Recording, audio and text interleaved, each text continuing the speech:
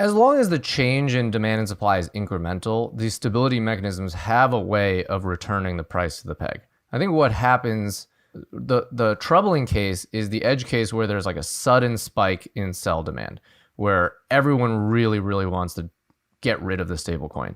And so Iron Titan might have been a good example of that, where there was a period where the equity holders decided that the equity just wasn't worth very much. And same with the holders of the stablecoin. And they sold both concurrently. Now, due to their stable mechanism, which every time the stablecoin is under $1, you can redeem it for a mix of collateral and equity. And so the protocol essentially issues equity against redemptions.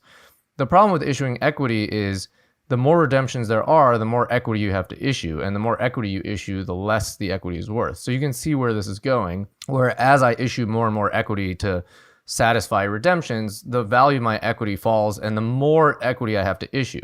And so the supply of equity tokens that I have to issue essentially goes parabolic. And what you saw happen with Iron Titan was it was trading at a value of $60 on the day that it failed. And by the end of the day, it was trading at billionths of a dollar, 15 billionths of a dollar. And that's due to this very reflexive nature of their stability mechanism. And that was an incredibly sudden move.